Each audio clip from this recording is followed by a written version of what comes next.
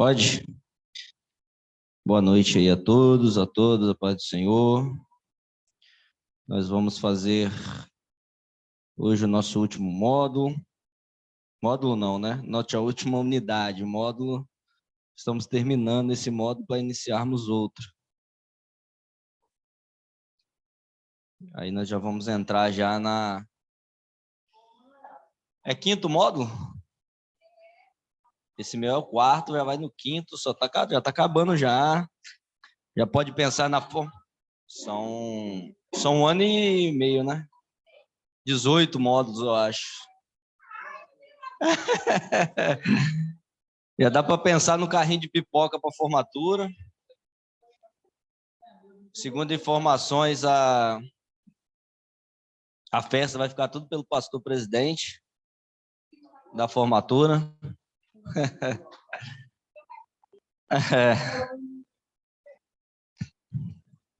Eita. Pastor Davi, estão alegando aqui o porquê que o Senhor não entregou a prova ainda, já que a sua ovelha foi o primeiro a entregar a prova e o Senhor ainda não devolveu corrigida. Estão questionando aqui a sua presença para ver o que o Senhor arrumou com essa prova. Mas amém? Vamos orar para nós iniciarmos? Sim. Ou senão é revelação, né? Para ver se corrige. Já que esse aqui é o meu presbítero, eu vou ver se eu tenho uma unção dobrada aqui para corrigir a prova dele. Mas amém. Amado Deus, soberano Pai, nós te rendemos graça mais uma vez, te adoramos, te engrandecemos porque tu és maravilhoso. Obrigado, Senhor, por essa oportunidade, obrigado por este ambiente a qual o Senhor tem nos proporcionado, o Senhor tem cuidado das nossas vidas. Obrigado por tudo, nos dê o conhecimento, nos dê a sabedoria que vem do alto. Em nome de Jesus, amém. Amém. Tchau, já está na hora da bênção apostólica. Já está na hora da bênção apostólica, só o senhor da bênção apostólica. O Júnior não está vindo porque ele já fez essa matéria lá. Aí o pastor Davi usou de misericórdia com ele. Semana passada fosse a última, eu ia começar a Não, hoje é a última, a prova está aqui, sem consulta.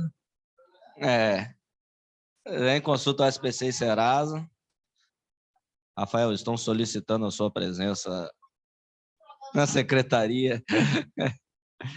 Então vamos lá, enquanto começa ali, nós vamos falar hoje sobre continuar falando sobre os demônios. Eu tenho que virar para cá. Passou não? Vamos orar. Vamos falar sobre o demônio já está se manifestando. Mas vamos lá, só recapitular o que a gente estudou na aula passada. Nós falamos sobre o Lúcifer, né? O grande lá no reino das trevas.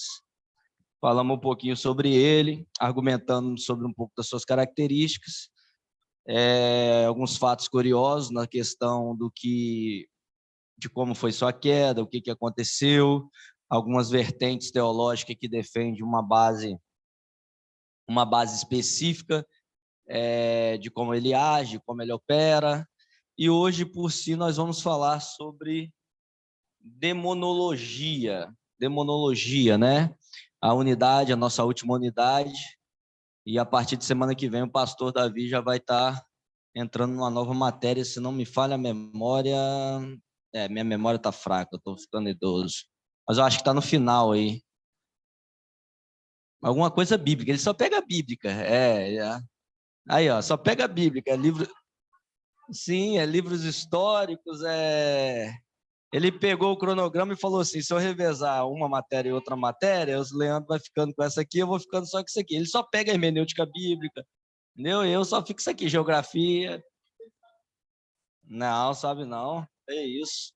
A gente foi dar um treinamento para a Escola Bíblica Dominical, lá na Serra, Vista da Serra, para professores de Escola Bíblica Dominical.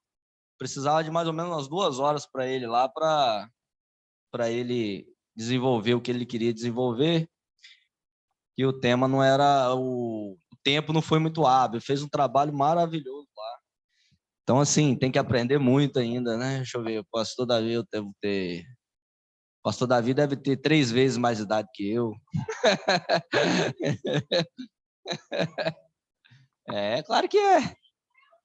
John, acho que é muito mais novo do que eu, é Jonathan. Jonathan deve ter o quê? Eu? Tô com 28.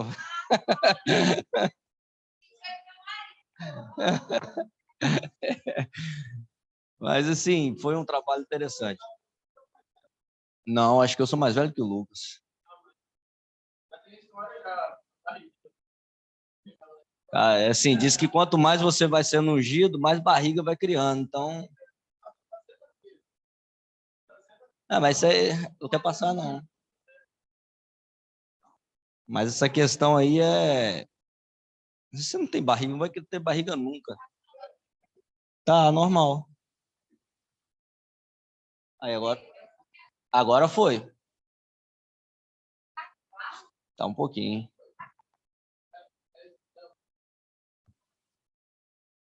E então, assim, isso aí não vai virar pastor, mas vai continuar magro. Olha, o presbítero, como é que tá? Não tá tão gordo assim, ó.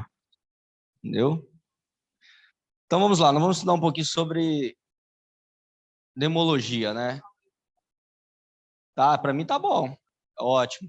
Aí o outro, aí isso aí. Ficou ótimo agora. Nós precisamos de auxiliares. Então, introdutório, né? Assim, eu vou dar uma corrida porque esses abençoados colocaram o slide aqui para até amanhã a gente ficar aqui. Mas vamos lá. Os anjos caídos, seguidores de Lúcifer, chamados demônios. Demônios. A demologia é o estudo desses seres e nessa unidade lançaremos um olhar sobre as criaturas, sua natureza, características e sua ação entre os homens. Então, hoje nós vamos ver essa questão da demonologia, né? Demônio a palavra demônio no grego significa daimonion, ou daimon, né? Ela traz essa característica de demônio, né? Para se referir a espíritos mortos. O daimon, que é uma abreviação, do daimonion, se refere a espíritos mortos, ou seja, aqueles espíritos que morreram e ficam vagando pela terra, né? Tem uma característica judaica, na cultura judaica, muito interessante,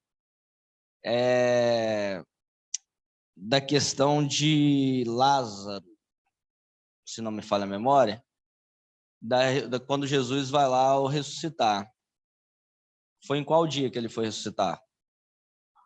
Quarto. Por que o quarto? Porque é o seguinte, o pensamento judaico, ele diz o seguinte, que até o terceiro dia, a alma está próxima ao corpo. Então, há uma grande possibilidade dessa alma retornar por corpo. Então, se Jesus faz o milagre no terceiro, no primeiro, no segundo, no terceiro dia, eles não iam acreditar muito. Por quê? Porque já era previsto. Ou seja, o rapaz não morreu ainda, a alma estava do lado. A alma estava do lado. A alma estava do lado, então automaticamente a possibilidade dessa alma voltar para o corpo é muito grande. Então, ou seja, Jesus esperou até o quarto dia para não ter essa hipótese de que a alma voltaria para o corpo. Então, ou seja, o milagre foi muito mais maior, não existe, né? Foi maior. Mas aí não precisava de milagre. O dele foi 3. O de Jesus, ele foi como se diz, uma ressurreição que não precisou de forças externas para ela acontecer, já era previsto. Mas como o de Lázaro era um milagre. Então, o milagre é alguém que vai exercer algo sobre um fato de alguém. Então, aquele milagre não ia ser bem visto por alguém se fosse no terceiro dia. Não, no terceiro dia isso não é milagre, a alma voltou para o corpo, isso no pensamento judeu. Estava nem fedendo ainda. Então, o texto é bem enfático de dizer assim, já cheirava mal. Ó. Então, né?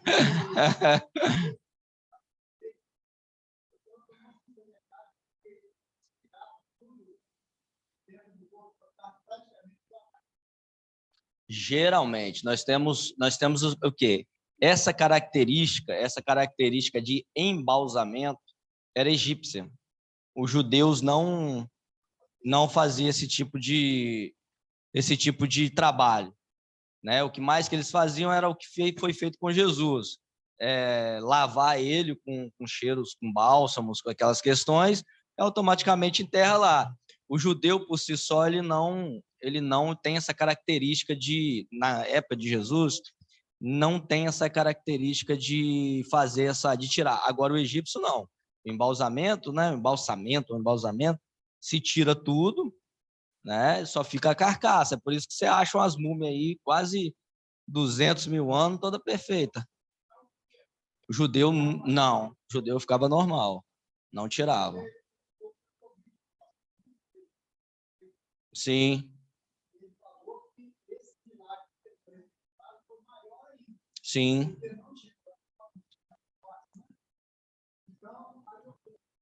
Assim, tem uma literatura muito interessante que se chama Joaquim Jeremias, Jerusalém no Tempo de Jesus, que ele fala sobre isso. O Joaquim Jeremias é um dos maiores estudiosos do judaísmo antigo, ou seja, de cultura. Ele vai te explicar a questão da mesa, né? Aquela mulher que lava o pé de Jesus, aí ele vai te explicar. Não é uma mesa igual nós vemos hoje.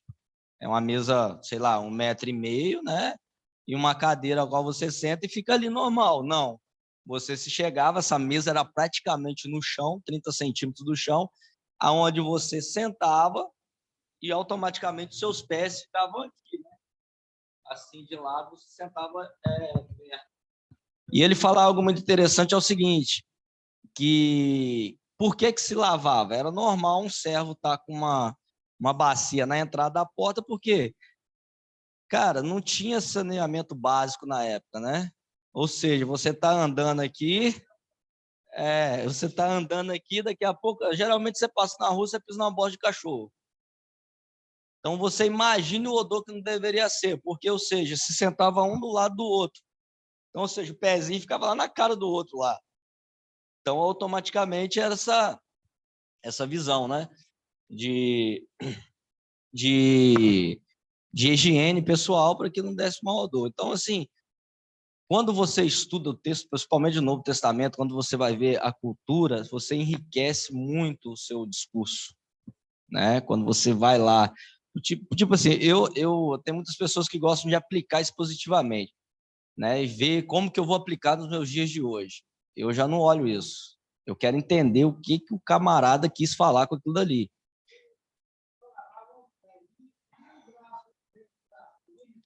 Cara, assim, era o negócio do banho no judaísmo antigo era bem estranho, né? Porque não se tinha essa questão muito de higiene pessoal, porque isso aí era mais para as pessoas que tinham uma aquisição mais elevada, né?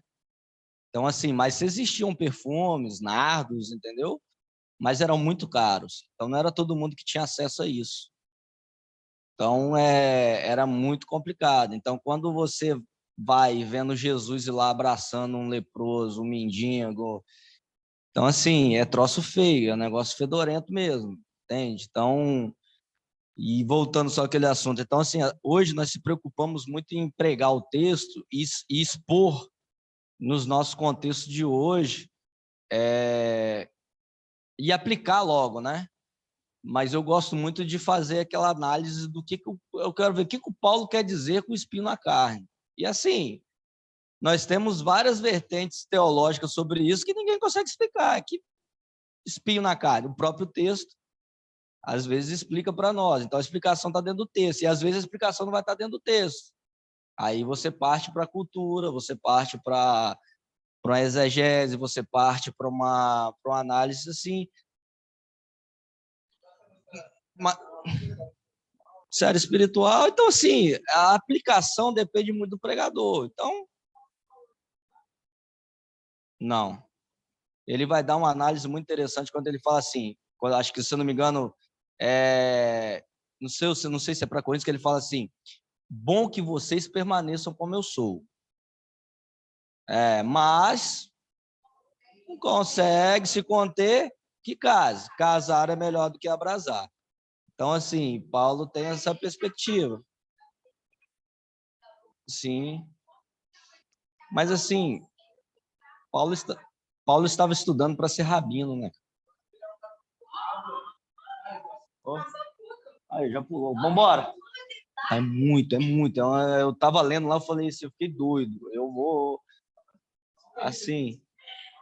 Caramba, é muito. Então, assim, Paulo, ele estava estudando para ser rabino, né?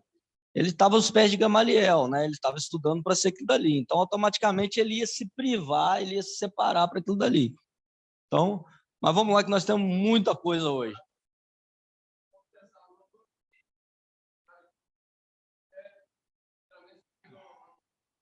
Juiz. Sim.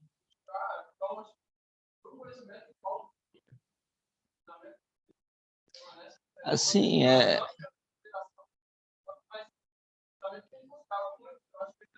aos 8 anos, se apresentava no templo, aos 12 ia estudar. Então, ou seja, aos 12 anos você tinha que ir lá. Não, Paulo para mim foi assim, foi o divisor de águas entre Jesus, Igreja e Novo Testamento, porque o que nós temos de doutrinas e diretrizes eclesiásticas estão em Paulo, não estão no Novo Testamento. No Novo Testamento que eu falo nos Evangelhos. Nós seguimos Paulo, doutrina, principalmente a Assembleia de Deus, é Paulo. É Paulo. Não tem que fugir. Ah, mas Jesus, nós pregamos o Evangelho de Cristo. Pode pregar o Evangelho de Cristo. Mas a doutrina das igrejas, não das igrejas que eu falo, principalmente a nossa Assembleia de Deus, é Paulo. Não tem como fugir disso. Né? Você tem uma ideia? Nós lemos na Santa Ceia, nós lemos 1 Coríntios. Por que nós não lemos o Evangelho de Jesus quando ele vai sentar na última ceia de Jesus? Entende? Então, assim, é um ensinamento mais claro, já é um ensinamento mais prático, se dizer só.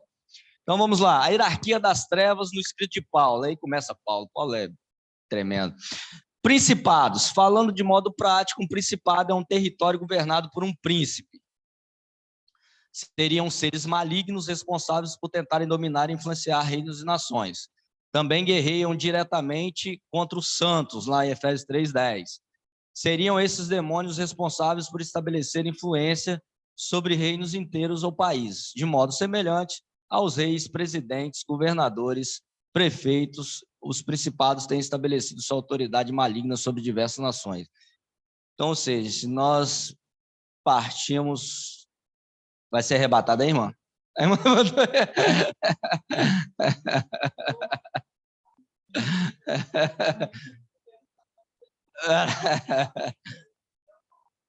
Então, ou seja, principados, ou seja, é um território governado por um príncipe. Que príncipe é esse que governa? É o diabo. Então, ou seja, aqui, se nós podemos chamar o Putin de um demônio, está dentro dessa característica, dentro desse governo. Porque, segundo o governo dos principados, ele também afeta as autoridades. Autoridades podem ser reis, presidentes, governadores, prefeitos. Os principados têm estabelecido sua autoridade maligna sobre diversas nações. Aí a gente pode fazer uma análise do que está acontecendo hoje no mundo. O que está acontecendo entre Rússia e Ucrânia, isso é coisa de Deus? Não o movimento da palavra, mas o cumprimento daquilo que Deus tem falado, daquilo que a palavra tem falado, né? Sim. Mas aí, Deus podia ter cancelado aquilo? Mas por que Deus não cancelou? Nós fomos ser julgados pelas nossas próprias escolhas. Isso é inevitável, né? É inevitável. Sim,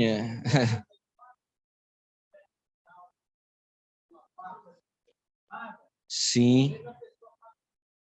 Ela tá com medo, vai.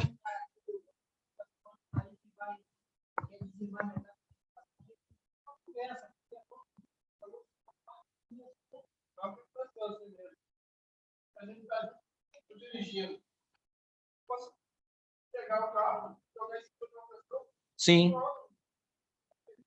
Qual será a consequência disso?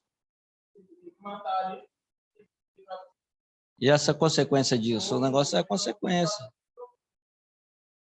Então, assim, acho que a gente tem uma visão muito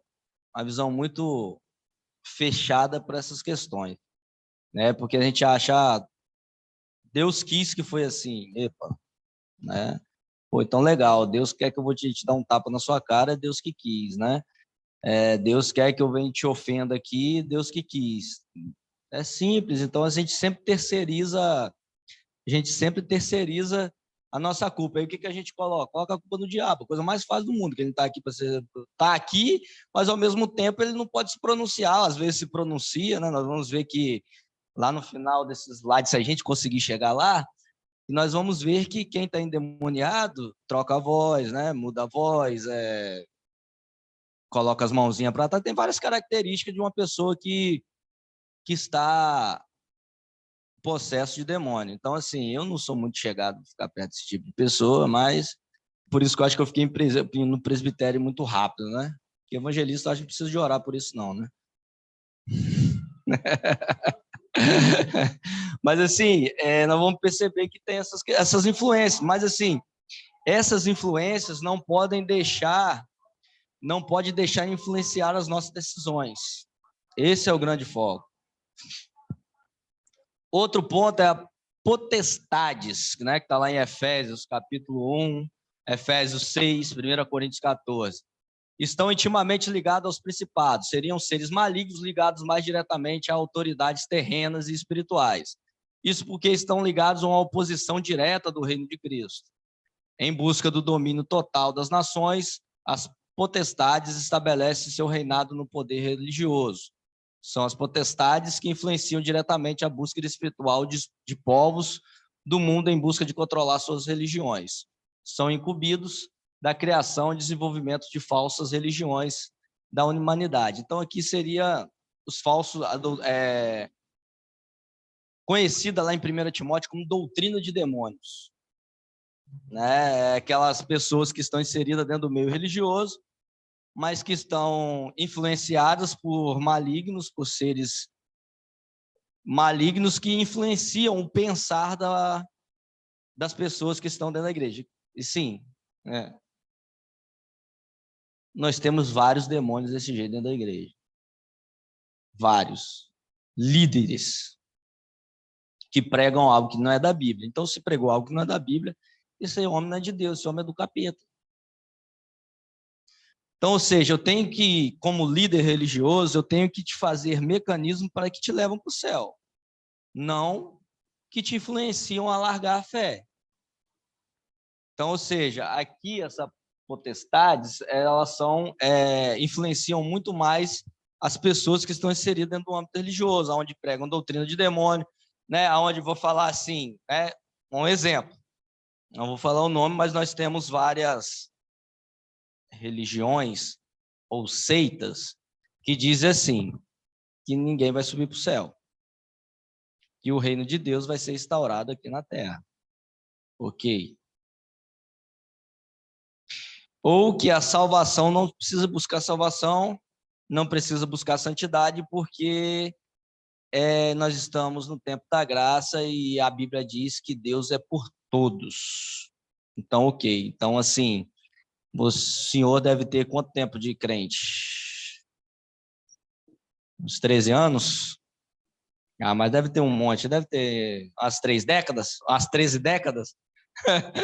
Por aí, então, assim, então vai anular toda essa história da igreja, de que toda essa história bíblica de que sem santidade é impossível agradar a Deus. Então, ou seja, eu não preciso estar num ambiente religioso, eu não preciso estar em comunhão com meus irmãos, eu não preciso participar da ceia do Senhor, eu não preciso viver uma vida de santidade, porque nós estamos no tempo da graça, e o tempo da graça me possibilita, a mesmo eu estando vivendo uma vida errada, ser salvo.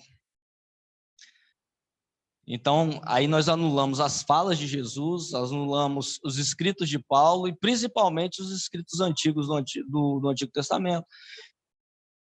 Todo o sacrifício de Cristo. Uma vez eu fui chamado para pregar na igreja, que eu fiquei assim, eu não vou pregar aqui. né? Não vou pregar aqui porque eles convidaram o cara errado. Eu cheguei na igreja, nada contra, a igreja pode fazer o que quiser, colocar globo de luz, pintar de preto, pintar de azul, pintar de rosa, pode fazer baile funk lá dentro, eu não esquento a cabeça, só que vai me chamar e eu vou pregar aquilo que o evangelho realmente diz. E chegando, eu fui dar a paz do Senhor, eu olhei para o obreiro, não, obreiro é a coisa mais linda do mundo, né? Paz do Senhor, dá um beijinho no meu rosto, homem, isso, tá? E todo mundo que está largador de orelha, nada contra isso, mas eu falei, não, estou no lugar errado, será que eu fui chamado para pregar aqui mesmo? Não, eu não fui, mas eu fiquei lá até o final, eu olhei aquele monte de roupa estranha, eu de terno, eu falei assim, eu virei assim, falei assim com um colega que estava junto comigo, que me acompanhou, eu vou lá no banheiro. Ele falou, você vai fazer o que lá? Eu falei, vou tirar esse terno, vou tirar essa gravata e vou colocar a camisa pro lado de fora para mim ficar um pouco parecido com o pessoal daqui. Mas assim, preguei, foi bênção, assim, mas assim, me causou um estranhamento.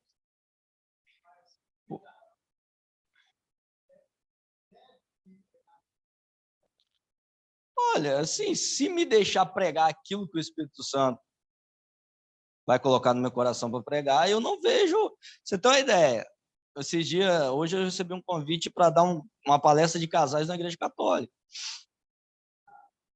Não vejo, não vejo, não vejo. Eu não olho isso errado, não olho essa questão como eu.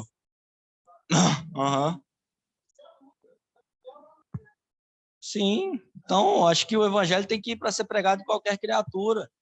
Então eu não vejo possibilidade nisso, mas o que me incomoda no evangelho atual é esse evangelho do liberalismo.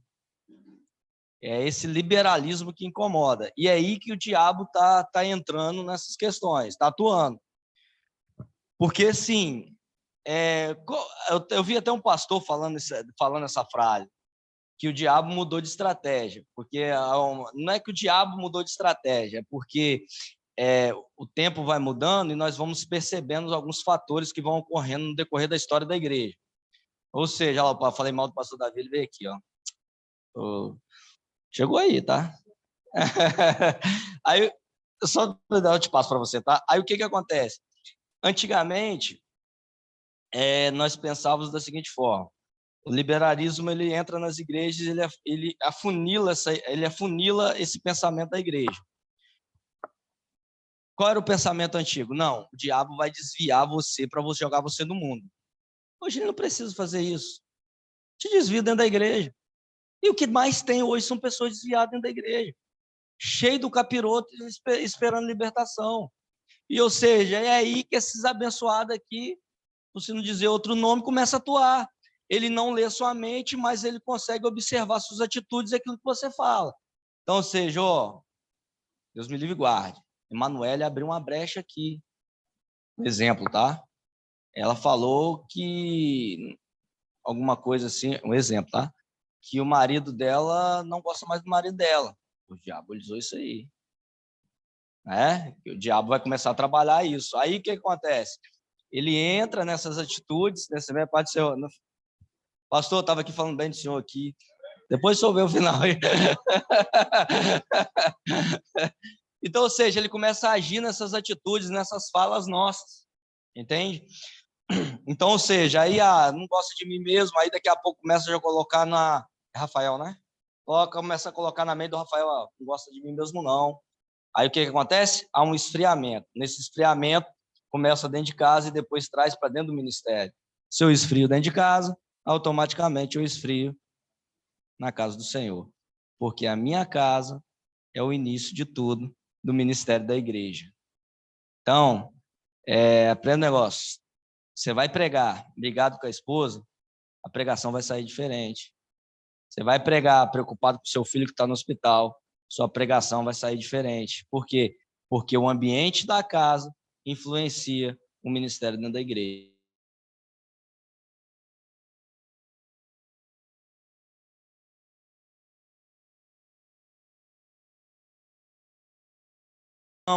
Trabalha nesse movimento a qual nós deixamos de esparecer para nós, então ele está ao derredor buscando quem tragar. momentinho que nós demos brecha, ele vai atuar naquilo dali. Então, ou seja, mas tem que ter uma atitude de brecha nossa. Quando eu tenho uma atitude de brecha, automaticamente ele consegue trabalhar dentro daquelas perspectivas. Pode falar, eu esqueci o nome. Estela.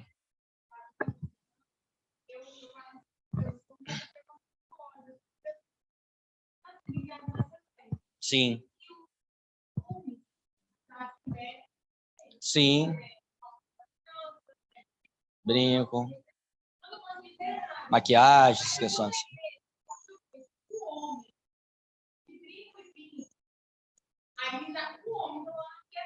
Sim.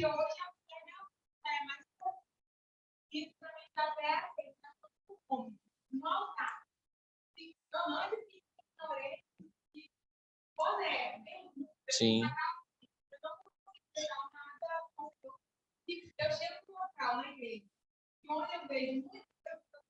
Sim. É.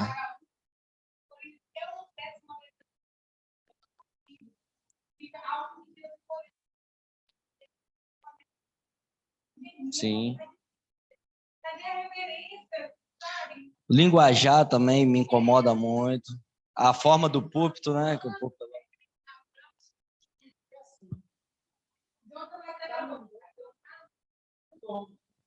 Sim.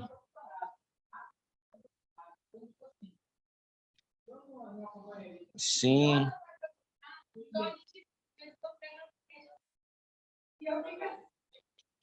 Sim, sim.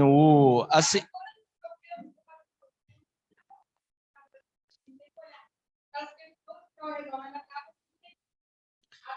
Sim.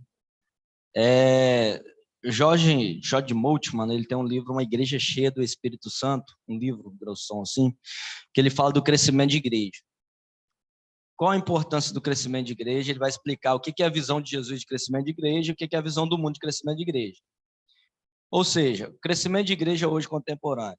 Quanto mais eu tenho, quanto mais pessoas eu agrego, mais pessimistas eu tenho, mais dinheiro eu vou ter. Isso é Moltmann falando, não sou eu. Crescimento de igreja de Jesus. São pessoas preparadas para o reino, independente daquilo que ele tem, independente daquilo que ele é, mas uma pessoa que seja transformada através do Espírito Santo para servir um culto de adoração a Deus. Só que o que nós pensamos hoje? Hoje eu não quero a pessoa venha para o reino dos céus e transforme. Não, eu não quero saber disso. Eu quero saber que a minha igreja vai estar lotada e eu vou ser rico e daqui a pouco eu vou estar andando de BMW e isso aí não importa. Por quê? Porque isso afasta. Se eu coloco e imponho regras afasta a pessoa, porque ninguém quer saber de regras. Em suma, é isso. Ou seja, a Igreja Assembleia de Deus está perdendo muito adeptos. Isso é fato. Porque ela tem uma doutrina regente histórica dela. Mesmo assim, a Igreja Batista convencional, tradicional, também está perdendo por causa dessas questões. Por quê? Qual é o crescimento de igreja hoje? Vamos começar. Assembleia de Deus, a Assembleia de Deus histórica está aqui, aí vamos falar que o presbítero não está adepto mais com a Assembleia de Deus mais. Ah, está muito pesado, está muito fechada. O que você faz? Sai dela, abre uma outra igreja com as suas diretrizes. Só que aí o Rafael vai fazer parte da sua igreja. Rafael não consegue mais acompanhar a sua igreja mais, porque ele acha que tem que ser mais liberal e tem que ter um púlpito de latão. Rafael sai, juntamente com a sua esposa, abre outra igreja. Entende? Crescimento de igreja só à base de conflitos. Não se tem um crescimento de igreja à base da unção do Espírito Santo. Ou seja, eu briguei com o senhor, saí da sua igreja, abri uma porta. Você brigou comigo, saiu da sua igreja, abriu uma porta. Você brigou comigo, eu da minha igreja, abriu outra porta. Então, ou seja, qual a diferença do que Moltmann vai falar da igreja do Espírito e da igreja capitalista? A igreja capitalista, ela não está preocupada com as almas, ela está preocupada com aquilo que ela vai proporcionar para ela. A igreja do Espírito, ela se preocupa com as pessoas. Então, então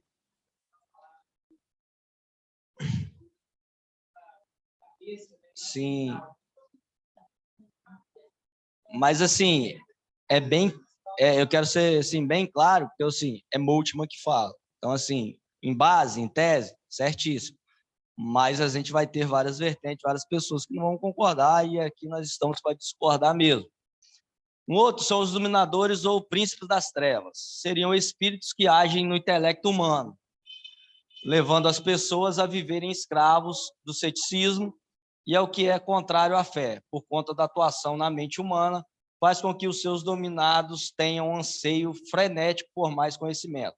Seriam esses mesmos dominadores ou dominadores os responsáveis por perpetuar na mente dos homens o trabalho iniciado pelos potestades, quando criam novas e falsas religiões. Então, ou seja, a internet é algo maravilhoso. Um dia desse eu estava vendo um pastor lá de Angola, a qual ele, meu Deus, ele chamava as irmãs e raspavam a parte íntima da mulher. Mulher praticamente no púlpito, sem roupa, nua, ia, sentava numa banheira não, numa bacia mesmo, né? Sentava numa bacia e ali o pastor rapava lá em nome do Pai, em nome do Filho, em nome do Espírito Santo, tal. Coloca lá que você vai ver. Na internet, coloca lá, o pastor que raspa os órgãos, as partes mais íntimas das mulheres é abençoado. Então, ou seja, nós vamos ver essas questões, demônios trabalhando para trabalhar essas questões. Teve aquele da Serra ali, que leu um texto, falou que eu tinha que pegar a mulher do irmão e adulterar. Ele foi lá e fez. Leu um texto fora do contexto, virou pretexto e fez aquilo dali. Então, ou seja, esse tipo de demônios que atinge esses líderes. E o pior, não, assim, o mais interessante, e vai.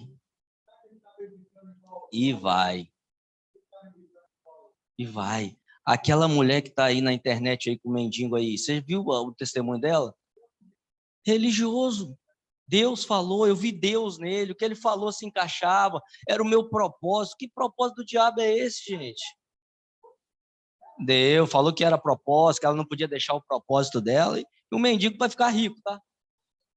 Vai ficar rico, que ele vai entrar na internet. Na verdade, para mim, eu não acho que, para mim, ele não é mendigo, porque ele fala muito bem. Apesar que tem muita gente que mora na rua que falam bem, entendeu? Sim, estou na rua.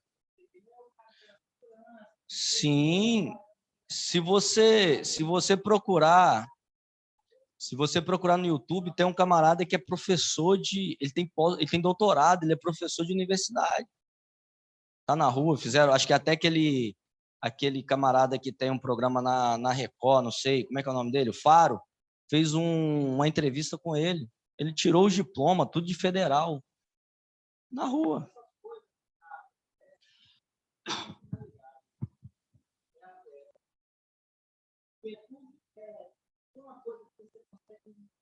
Fé. Sim.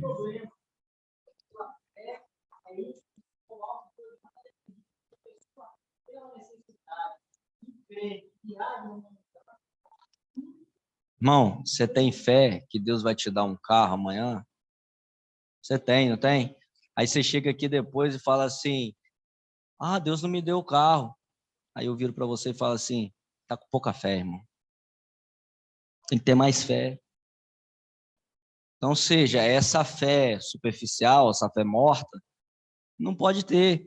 Porque nós temos que ser direcionados pelo Espírito Santo de Deus. Ou seja, se Deus mandar falar, eu vou falar. Se Deus não mandar, não vou falar. Porque agora se vende um discurso aí de que você é convidado a pregar, você tem que passar 3 revelações, 5 revelações. Quem disse isso? Então, ou seja, se o pregador for numa igreja e não passar uma revelação, ele não pregou. Entende? Não pregou. Então hoje fica difícil. Então hoje a gente não vende, a gente não fornece uma palavra, hoje a gente vende um produto. Entende? Sim, voto do profeta.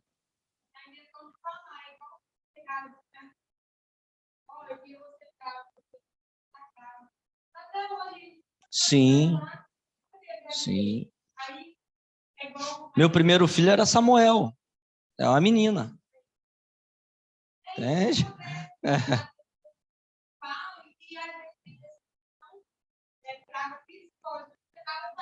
Sim, sim, sim. Eu sempre falo que um crente firme, ele está embasado nisso aqui, ó. Ele não está preso em profeta, em revelação. Tem gente que só vai na igreja se tiver pregador de fora, que eu estou famoso. Não vai. Não vai na igreja num culto de Santa Ceia, mas quando falar, tem um pregador top lá que agora os caras usam até jaleco de médico, que entrega tudo, que faz cirurgia na hora. Olha só, tem um caso muito interessante, né? Chegou uma irmã lá da minha igreja, uma senhora, que ela visitou uma igreja e ela chegou com um negocinho pretinho desse tamanho assim. Aí ela chegou no culto e falou: preciso falar com você. Falou: depois do culto a gente conversa e tal. Aí ela me chamou e falou assim: ó, eu fui na igreja ontem e o pregador lá fez uma cirurgia espiritual em mim e tirou isso aqui de mim. E eu queria saber com você se isso aqui mesmo é de mim mesmo. Eu falei: minha filha, eu não sou médico, não. Eu falei: agora, você está preocupada? Vai lá numa clínica, entrega esse negócio lá e pede para fazer acho que é, nem sei se é autópsia desse negócio aí, e pede para fazer para ver se realmente é. Então, assim, não dá para mim saber se é ou não. A senhora creu que é? Cadê o buraco da cirurgia? Não, não senti nada, não. Eu falei: então, se a senhora está desconfiada, vai lá e paga para fazer. Não, eu vou fazer isso. Não sei se fez também. Entendeu? Mas são essas coisas. Lá na minha terra, Afonso Cláudio, tinha um que quando orava saía prego. Né? Ele orava a cabeça, dizia que era obra de macumbaria, caiu um monte de prego. Aí depois foi perceber que ele tinha um mecanismo de mágica. Né? Os pregos estavam no terno e tinha um caninho que dava acesso por aqui do terno. Aí quando ele orava, os pregos caíam e dá glória a Deus. A igreja tinha 450 membros.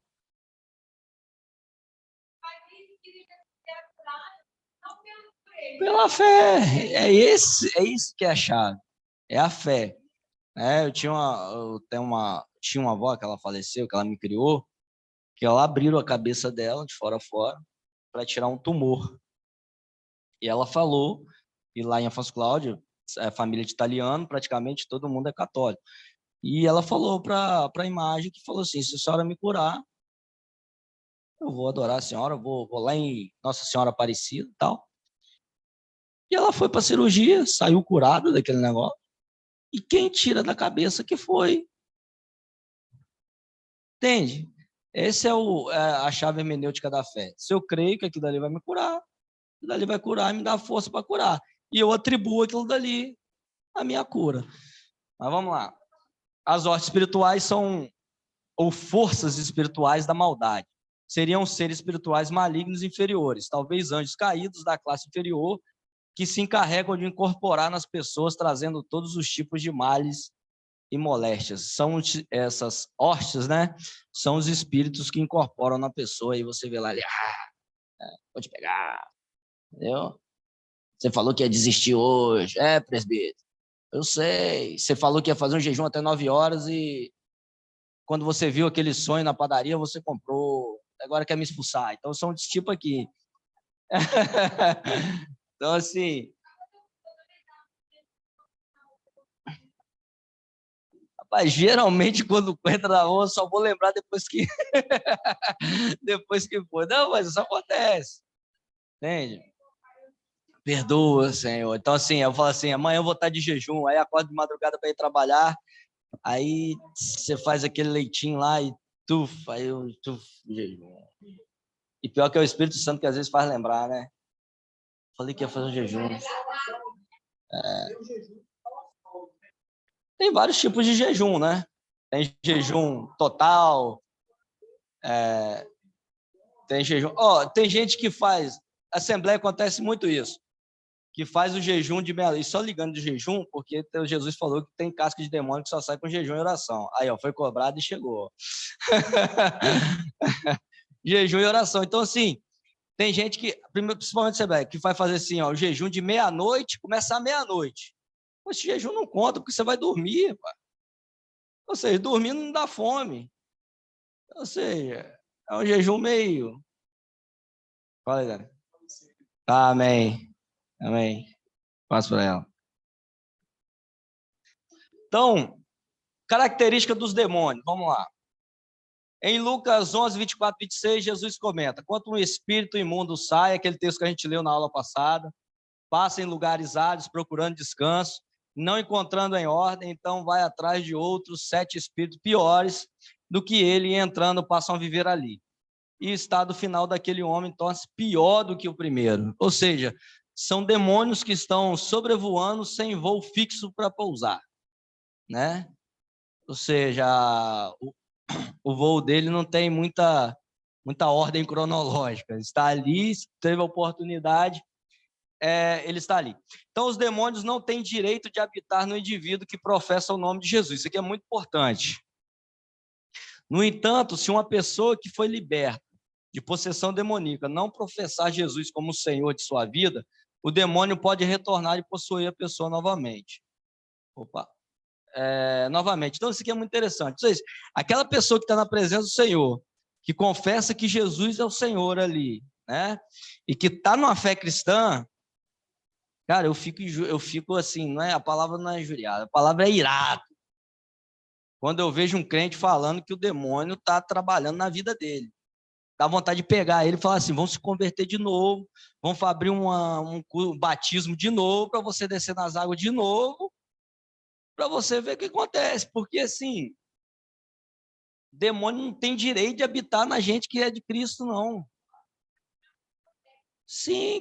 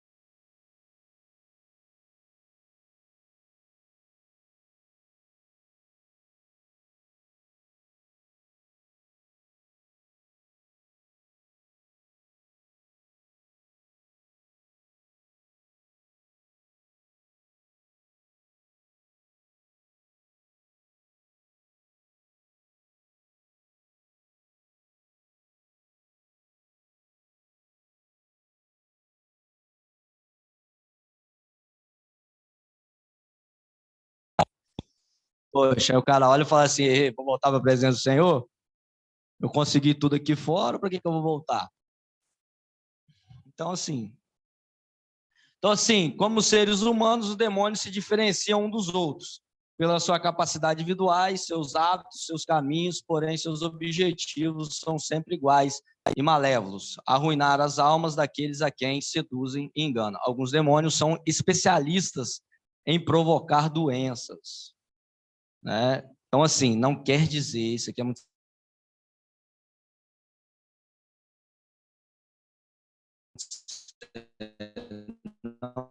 Não quer dizer, entende? Mas, assim, tem uns que adoram.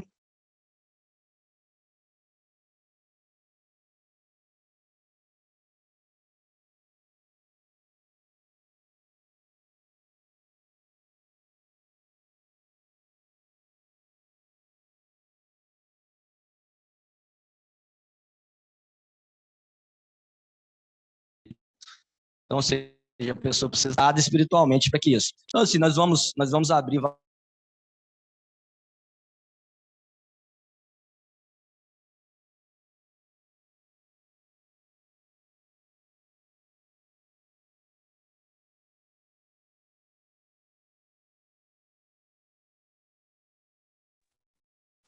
remédio, né? Odol, né? Às vezes a minha mãe tomou um odol enganado do meu tio, dormiu 3 dias direto. Sério. Meu tio é esquizofrênico mesmo, daquele que vê bonequinho na parede, daqueles que sai maluco no meio da rua, rouba a bicicleta dos outros. Então, assim, características dos demônios, alguns demônios são mais sutis do que os outros. Aqui pegou leve, né? Em seu modo de agir, capacidade de enganar. Por outro lado, há demônios que têm um grande poder.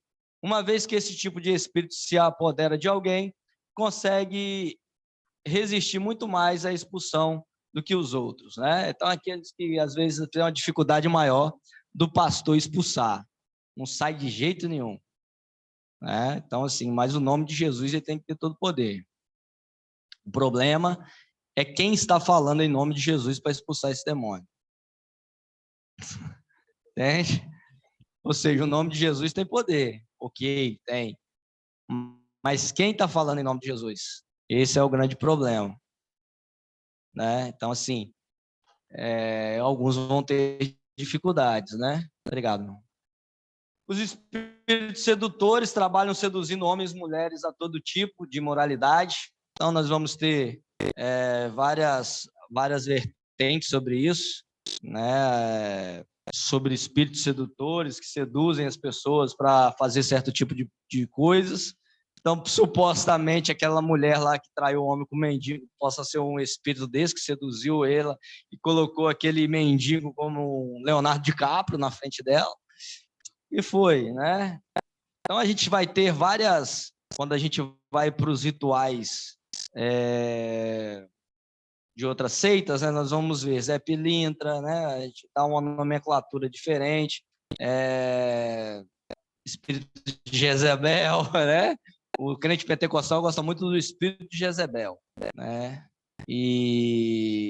Mas tem um outro nome que dá, que eu esqueci, falhou a mente aqui agora. Pombagira, isso, né? Que é aquela que entra na igreja para derrubar os vasos, né? Entrou na igreja para derrubar os vasos, né? Espírito de pombagira, e aí tem que ser repreendido. Pior que consegue.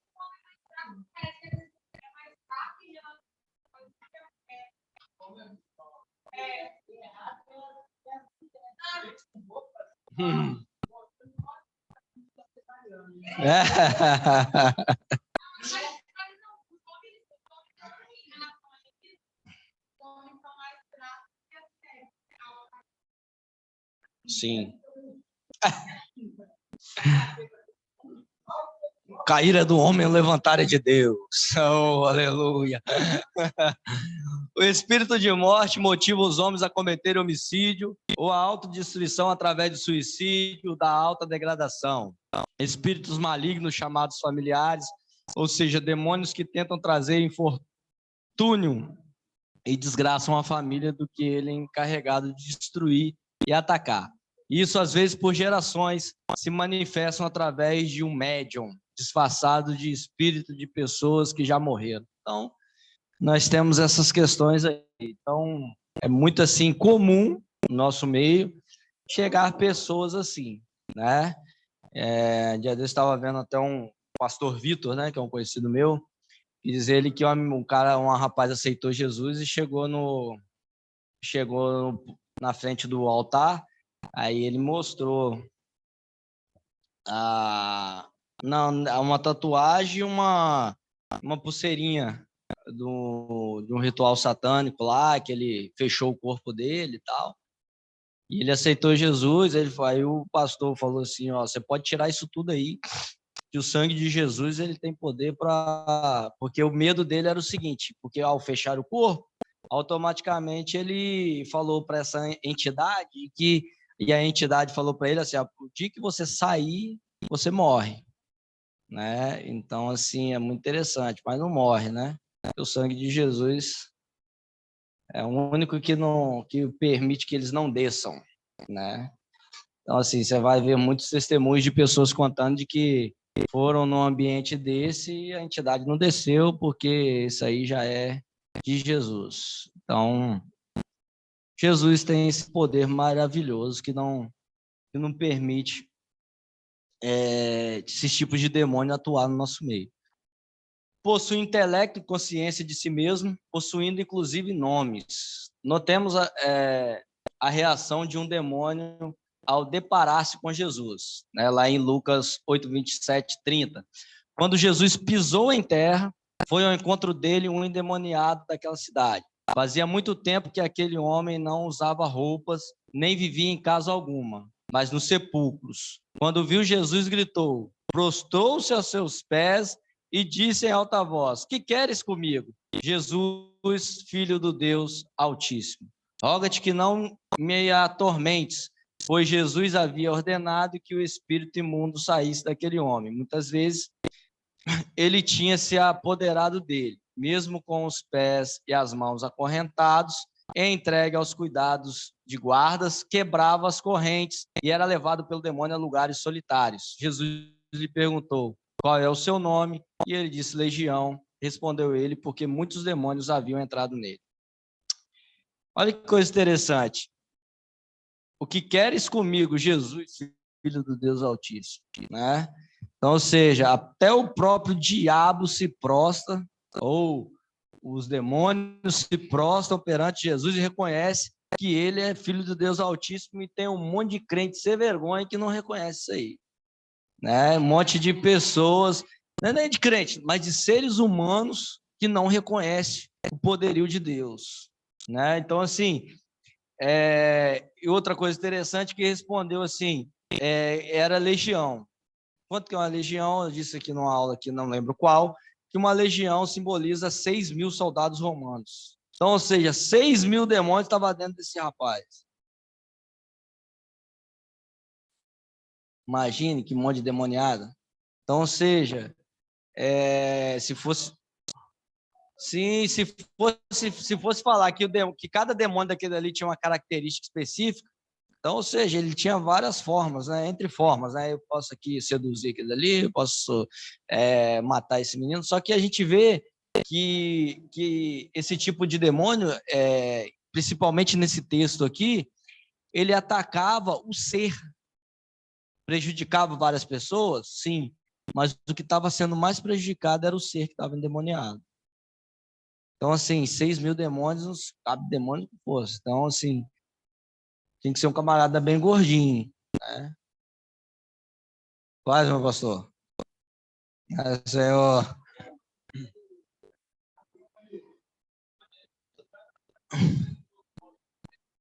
Sim.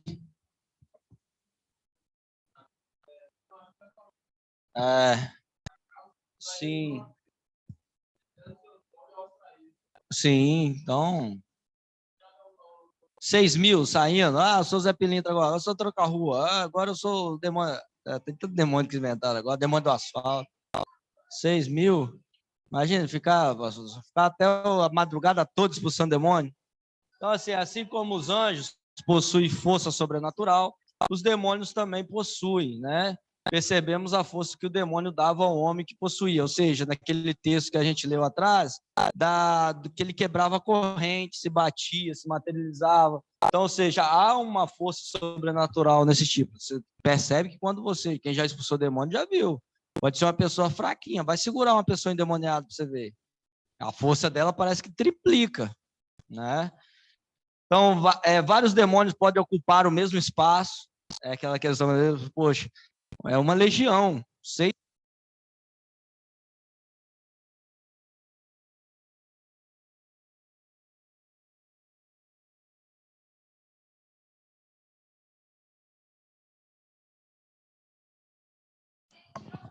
Oi.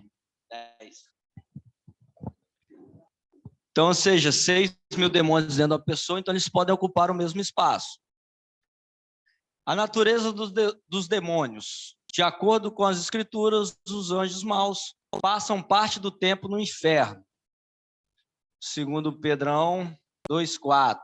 E uma parte no mundo, especialmente nos ares que o rodeiam, né? João 12,31, Apocalipse 12,7 e 9. Por meio do pecado, eles enganam e exercem grande poder sobre os homens. 2 Coríntios e Éfeso 2. Conquanto este pode ficar neutralizado para aqueles que são fiéis a Cristo, pela redenção que ele consumou. Apocalipse 5,9.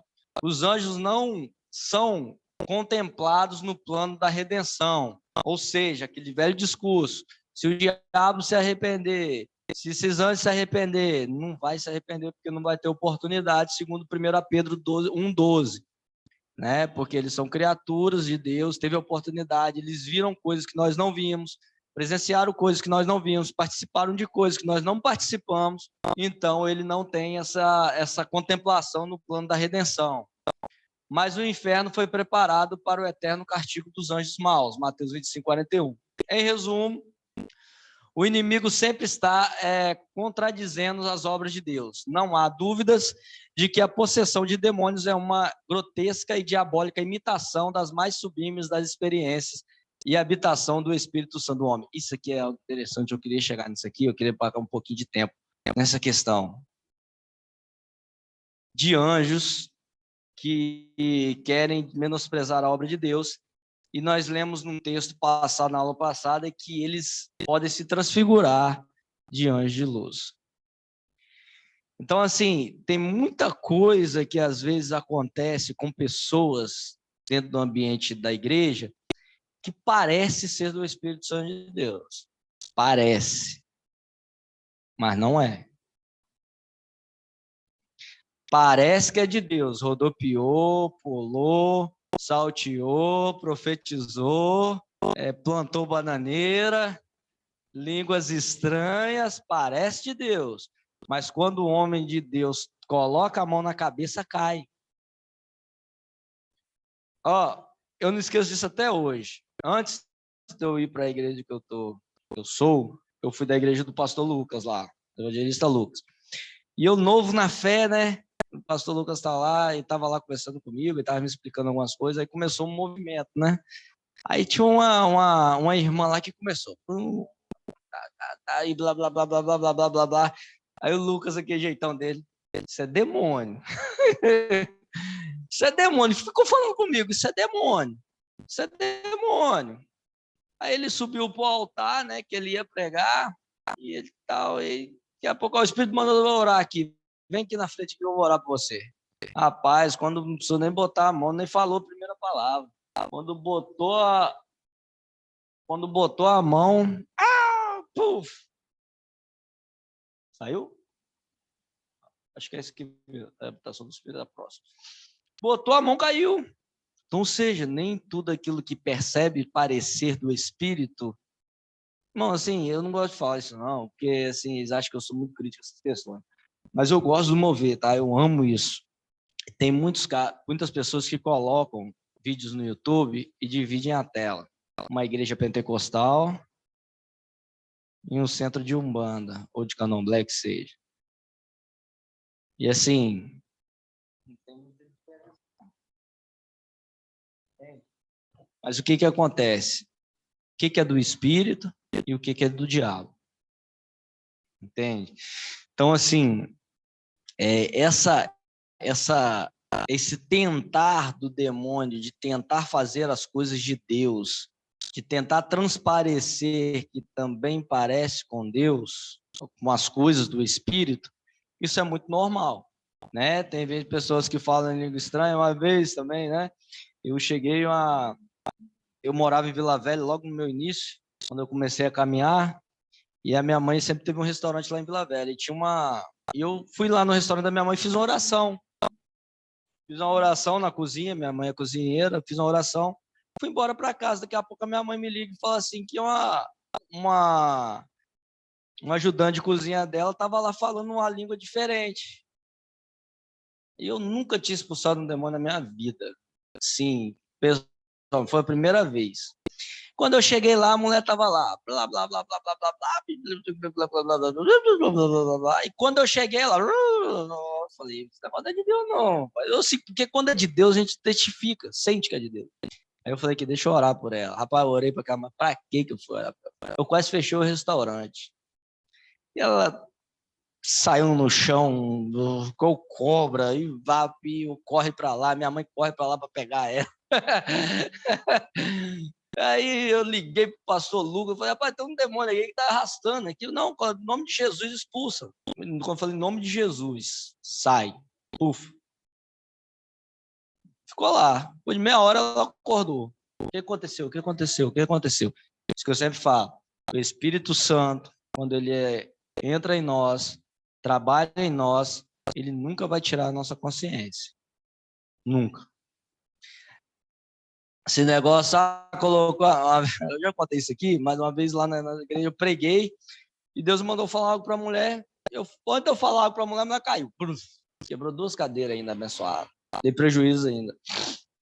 Aí depois, no final do culto, ela virou para mim: o que Deus mandou falar para mim? Eu falei: não sei não. Ela foi na liderança, falou assim: Deus passou um negócio para ele lá e ele não quer me falar o que é não. Aí me chamou e falou: pô, Leandro, ela tá falando aqui que Deus mandou você falar um negócio para ela, você não quer falar? Eu falei: por que quando eu fui falar ela caiu? Se ela caiu, ela perdeu a oportunidade de ouvir aquilo que Deus quer falar. Então, se ela caiu e sentiu, ela tem que levantar a consciência daquilo que Deus falou com ela. Porque quando ela caiu, eu já não falei mais nada. Entende? Porque não adianta, eu vou falar para quê? Com uma pessoa que está caída de olhos fechados lá, não há para quê? Então, assim, essas questões são muito interessantes, de pessoas que fazem transparecer que é do Espírito, mas, na verdade, o diabo que está atuando e enganando um monte. Vale lembrar que quem promete muita coisa é o diabo, não é o Espírito Santo. Sim, sim. Eu parei de pregar em receber convite de vigília. Eu falei assim, eu recebia muito convite para vigília. Eu parei. Porque muita coisa. E toda vez que eu ia pregar em vigília, eu dava muita sorte, né? Porque geralmente eu chegava lá 10 horas da noite e eles só me botavam para pregar 2 horas da manhã. Eu ficava bravo, mas eu não vou pregar, não. Aí minha esposa fala: isso é bom para você aprender, isso é bom. Ou seja, então, assim, quando se chamava vários cantores, aí botava aquele monte de cantor, cada um cantava um monte de coisa, aí ali, e tom, daqui a pouco parecia que os irmãos estavam num crossfit, saí lá todo suado, cadeira bagunçada, bebedor derrubado, entendeu? Mas as vigílias pentecostais são assim, entendeu? Corinho de fogo, então. Eu gostava por causa dos corinhos de fogo, né?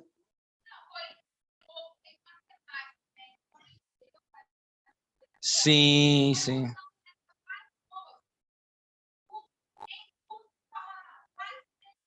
Sim. Quando louvava, vejo um anjo, como é que é? Vejo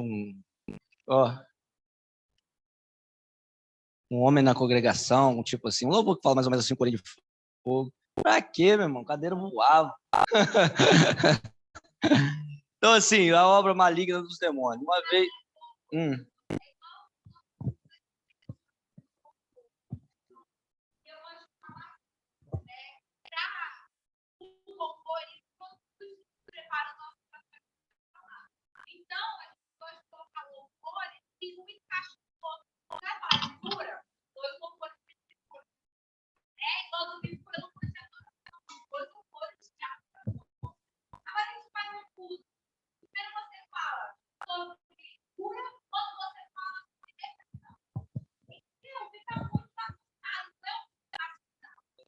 Por isso que tem algo que eu assim, admiro na Igreja Batista.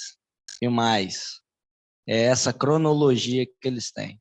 Eles têm não pode passar 1 minuto. 3 louvores, vai ser esses 3 louvores aqui. Depois desses 3 louvores aqui, vai ter na palavra, apesar que ela não tem oportunidade.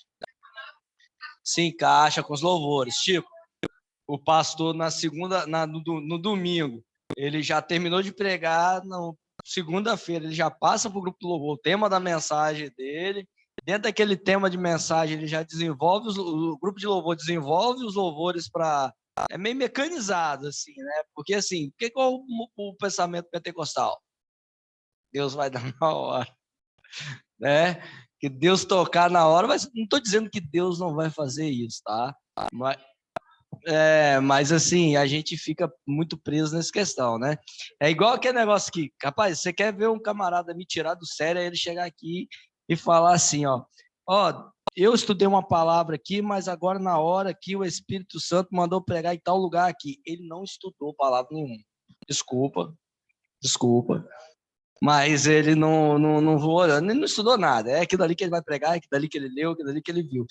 Então, assim, isso, não sei se vai ter aula de hermenêutica bíblica ou de oratória, não sei se vai ter nesse curso. Isso é muito interessante.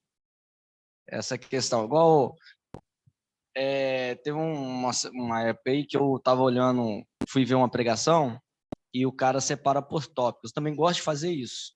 Eu leio um texto, separo o texto por tópicos e dentro daquele tópico eu desenvolvo aquilo dali, nem sempre é aquilo dali que eu sigo, mas aquilo dali é algo que tem na minha mente. Então, assim, cada tópico que ele falava, ele dizia amém, irmãos. Ou seja, amém, irmãos, ele está acabando. Então, ou seja, eu acho que o rapaz tinha 10 tópicos. E todos que ele terminava, ele falava, amém, irmãos. Aí no quinto, o pessoal já estava falando, poxa, ele não vai terminar isso, não? Porque você não fala amém, irmãos. Isso assim, isso é na oratória, se tiver, eu não sei se tem hermenêutica, oratória, é algo muito interessante. Já tô acabando, e fica. Isso aí. Não vai acabar nunca. Não vai acabar nunca. Não vai. Não vai. Não vai. Aí ele falou, acabei, mas peraí, vem aqui, irmão, tá aqui, vem aqui que eu vou orar pela sua vida e não sei o quê. Aí terminou de orar, não vou aqui, cadê? Vem cá, Emanuele, Jonas aqui, vamos fazer um louvor aqui, entendeu? Todo mundo de pé. Isso acontece muito. Não que eu nem o cada contra isso. E o pior de tudo, eu já fiz isso. Já estou concluindo.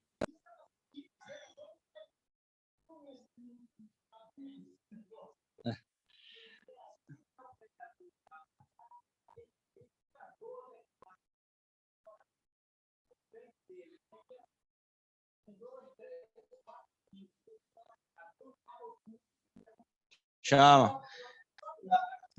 Você já prestou atenção? Ó, presbítero fica aqui, diácono fica aqui e o pastor Davi ali. Ela vai te pedir oração aqui. Se a sua oração não for boa, ela vai vir aqui. Se a sua oração aqui não for boa, ela vai lá no pastor. Você quer ver algo interessante? Se o pregador for muito usado por Deus, esse vai revelar. Entende? Sente? Então, assim, não é só aqui não, é em todas. Todas.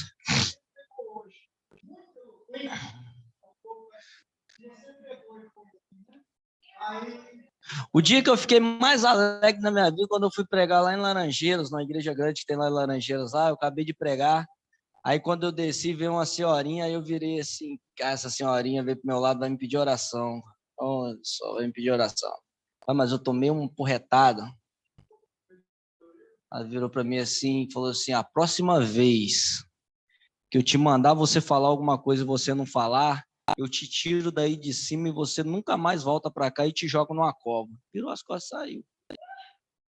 Eu olhei assim, pensei que ela ia me pedir oração. Eu quase falei com ela assim, ei, pode orar, mas assim, foi muito sucinto, ela só pegou e falou isso. Virou as costas. O quê? Não era questão de entregar mistério, era questão de que realmente eu pulei um tópico que eu tinha que falar e não falei.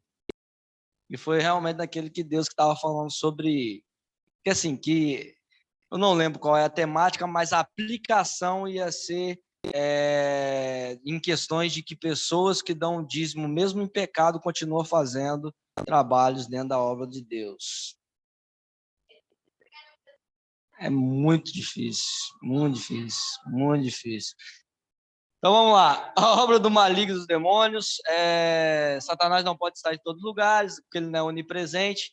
Eles tentam destruir o propósito de Deus na terra, isso aí é fato. Principalmente o propósito de Deus que tem na vida do ser humano. Então ele vai tentar de tudo para nos parar, né? Para destruir e terminar o propósito de Deus, destruir aquele propósito do Senhor que ele tem conosco. Podem causar doenças físicas, a gente viu isso aí um pouquinho lá atrás, como surdez e mudez, né? Mateus 9, 32, 33. E havendo-se ele retirado, trouxe-lhe um homem mudo e endemoniado. Então, ou seja, ele tem essa capacidade de tirar alguma coisa de nós, né? De deixar alguma enfermidade. Também, curvado, que ele tem uma pregação, ele dá uma pregação.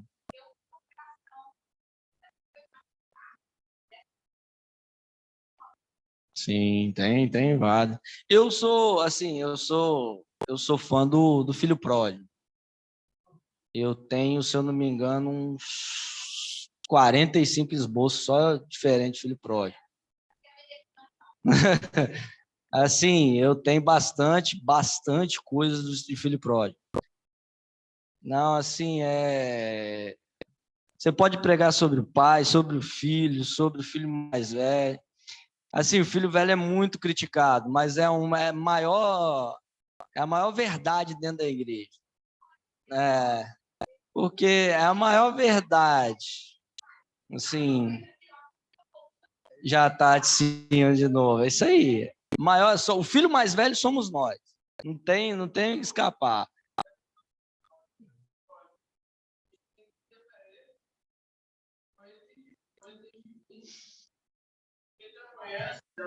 Já sabe o caminho.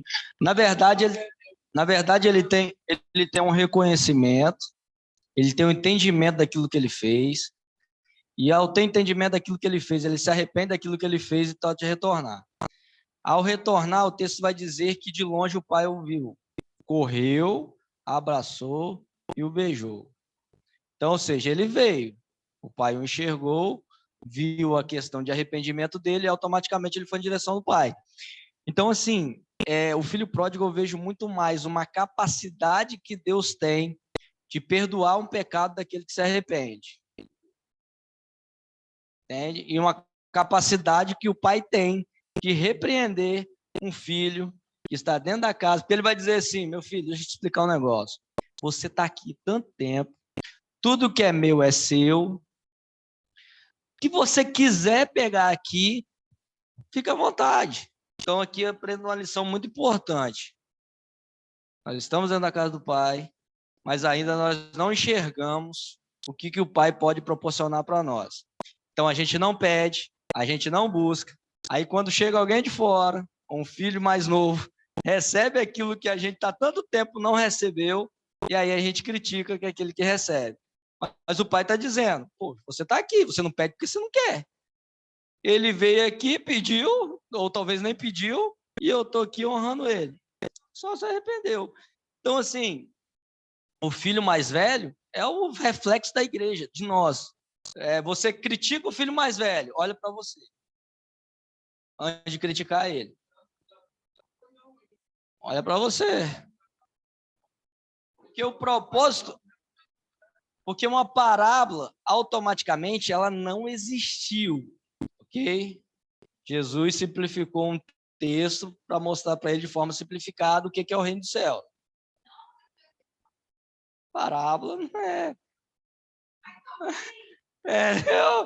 Então, assim, falando a grosso modo assim, eu não quero dizer que aquilo que está escrito não tem serventia. Eu só estou dizendo que a parábola é um mecanismo retórico que Jesus usa para simplificar o reino. Porque se Jesus dissesse, o reino do meu pai é um monte de anjos, a pessoa não vai entender para explicar. Então Jesus ele usou esse mecanismo retórico para simplificar o que seja o reino dos céus. O que é o reino? E às vezes não entendia também.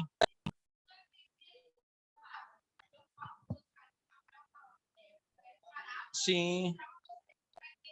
Entendeu? Aí entendo. Então, não tem.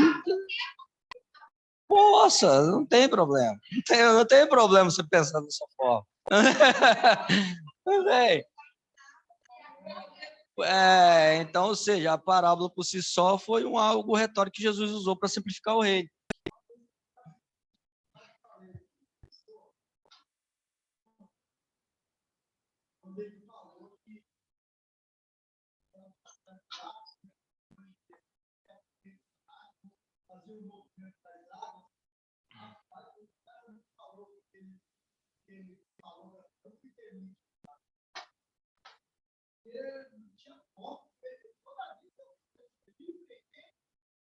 Assim, mas nem o judeu acredita nisso, tá? Nem o judeu acredita nisso. Se você for em Israel e você pegar um guia de Israel, ele vai mostrar para você, ó, o judeu aqui quer descer um anjo no tanque, mas isso o judeu não acredita porque ele acredita que para tirar os leprosos, os mendigos, os doentes da porta do templo, porque eles ficavam na porta do templo. Alguém falava, ó, desce lá pro tanque lá que tem um anjo que desce lá, tal, e movimenta as águas. E assim, uma vez eu arrumei um problema na escola do Rio Dominical que o pessoal quiseram me bater também. Só que assim, eu nunca afirmo, vocês já prestaram atenção, eu sempre falo, há uma vertente que segura e que prega essa questão. Então assim, eu não afirmar, mas o cara ficou bravo comigo. Rapaz, eu prego a vida toda que o anjo desceu e o anjo desceu. E o anjo desceu, agitou as águas. Então, pra você ter uma ideia, há uma vertente que fala, uma vertente não, há escritos que falam que tinham apostadores. Sim. Não, vamos lá. Nós estamos falando.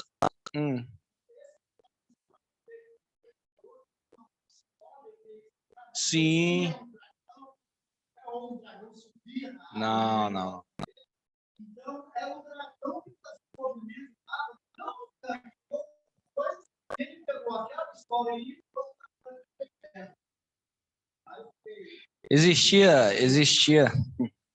Existia alguns gasodutos no judaísmo antigo.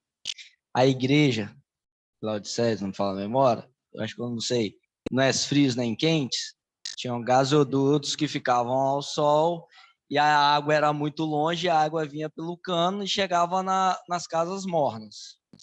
Sim. E aí se tem essa vertente de que esse gasoduto jogava essa água movimentava de certo tempo.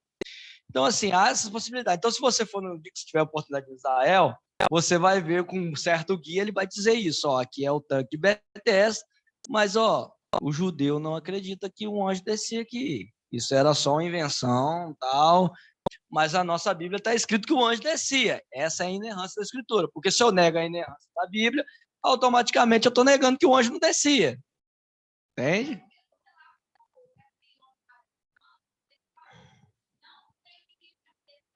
Jogar lá no meu lugar.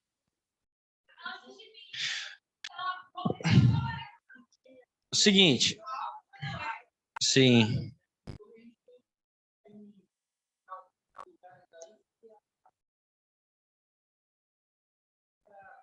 Curativa. Sim. Morna. Sim.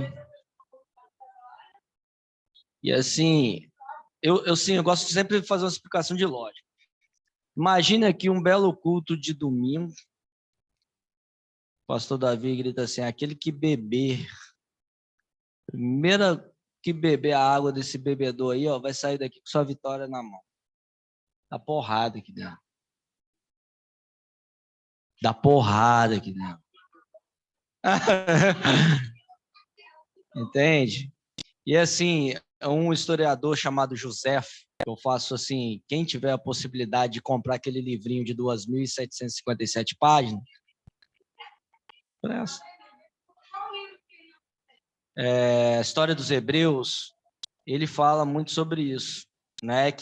E ele fala uma coisa muito interessante. José é um dos escritos extra-bíblico mais confiável, de confiança. Ele fala que existiam pessoas de bens aquisitivas que contratavam pessoas para jogar um ente querido dentro da água.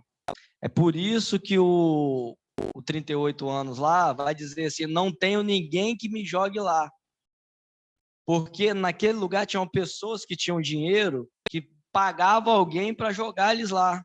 Aí já dá outra pregação, né? Jesus foi lá atrás, pegou aquele que não tinha condição.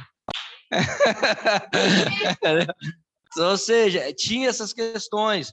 E ele vai dizer algo muito interessante também, que alpendres é como se fossem estádios. Existiam pessoas apostadoras que ficavam assim, vamos apostar quem vai ser jogado primeiro?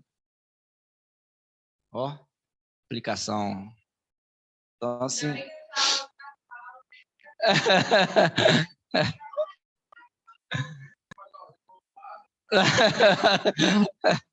Então, assim, nós temos poder causar doenças físicas, provocam doenças mentais também, tá? Só não prega quem não quer. Doenças mentais, podem possuir animais. É assim, eu tenho que dar uma corrida muito grande no cartório, né, para registrar meus esboços tudinho, para você pregar a voz maior. E aqui os cultos são tudo gravados. Então, assim, quando você começa a estudar, quando você tem mecanismos, ferramentas boas, você consegue fazer uma pregação maravilhosa. Eu tenho uma dificuldade muito grande de gravar. Eu tenho uma visão fotográfica. Eu consigo gravar lugares muito fácil. Mas, assim, eu não sou tipo daqueles pregadores que citam 500 versículos assim na mente. Eu podia ter. Podia, se vocês quiserem, eu estou à disposição. Sim. Oi? A minha didática é usar o que você... Assim, eu não gosto sempre de fazer um método, porque um método eu vou querer moldar você do jeito que eu quero. Eu tenho que usar aquilo que você tem de melhor para você descobrir aquilo que você é. Por quê? Você pode pregar exortação, Emanuele pode pregar prosperidade, nada contra, mas pode ser uma mensagem mais voltada para o motivacional, para se dizer assim, e tem aquele pregador que sai tirando para todo lado, entende? Mas o problema não é atirar para todo lado, o problema é você atirar com embasamento naquele estilo que você está dando. Ou seja, eu vou matar aquele cara ali porque ele merece morrer. Não, ou seja, você fazer uma pregação dentro dessa temática você descobre. Sim.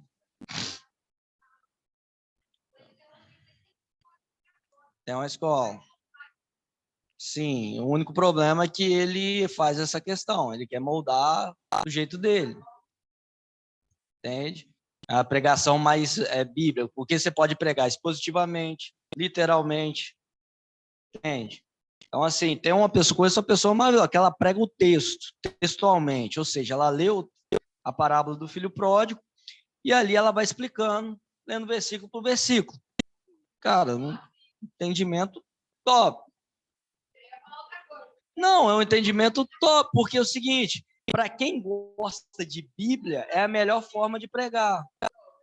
É a melhor forma de pregar. Só que expositivamente, a partir do momento quando você prega expositivamente, você entende pregar expositivamente, você não vai querer sair mais da pregação expositiva. Pregar expositivo é você ler o texto, interpretar o texto e aplicar o texto de acordo com o texto.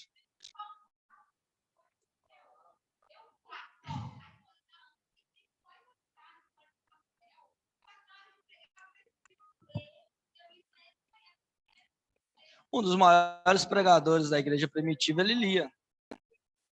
Sim. Esquece.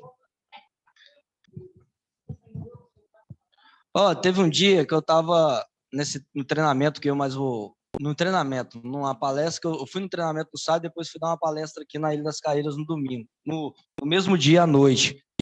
E eu fui... na sexta-feira, eu tinha feito tudinho. Faltava o tema. Porque é o seguinte, pregar expositivamente, você não tem um tema, você tem um texto. O tema você só vai achar depois que você produz tudinho. Isso aí a gente aprende no TCC. Você não tem o tema no TCC, você vai estudar, você vai ler para depois achar o tema. Então, trocando o tempo todo. Aí eu fui trabalhar e eu lendo assim, pô, achei o tema. Legal, o tema. Só que eu não anotei. Eu esqueci o tema. E eu tô lá dentro de casa. Cadê o tema? Minha esposa tá perguntando, por que você está preocupado? Não, lembrei do tema de manhã e agora à tarde eu não lembro mais. Então, assim, a partir do momento que você prega expositivamente, você tem um cronograma daquilo que você vai falar, e dentro daquilo que você vai falar, o Espírito Santo vai agir. É assim que eu entendo. Então, ou seja, tem pessoas que querem pregar expositivamente, não conseguem. Ele começa a pregar em Gênesis capítulo 1, vai terminar em Apocalipse. Aí você vai olhar para a cara do cidadão e vai falar assim, não entendi nada. Porque quando você tem um tema, você tem uma direção. Quando você tem uma direção, você tem um plano. Quando você tem um plano, você não vai sair daquele plano. Quando você vai sair daquele plano, você consegue centralizar naquilo dali. Entendeu? Então, ou seja, você está em santidade, você está pregando santidade. Eu vou ser fiel à santidade. Então, ou seja, e assim, é muito difícil, porque quando você entra em santidade, daqui a pouco você está lá em outro lugar, então você ser fiel àquilo dali, às vezes, assim, até o pastor Davi, eu, que assim, tem uma questão de pregação a longo tempo, a gente se erra nessas questões. Então, assim, mas é legal, se quiserem, eu venho.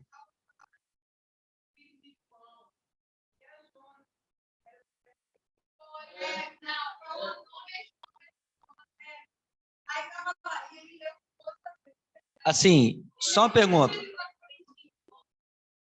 Você já pregou? Manoel prega. Rafael, você já pregou? Já também, já? Olha só um exemplo. Você já pregou? Você já, né? Uma pergunta simples, assim, para saber, para responder essa questão sua aí. Uma coisa simples. Quando vocês vão pregar, vocês lêem o texto quantas vezes? Não, quando vocês vão pregar. Beleza, vocês vão pregar. Pastor Davi chegou aqui e falou assim, ó, domingo vocês vão pregar. Vocês começam a estudar quando? No dia que vai pregar?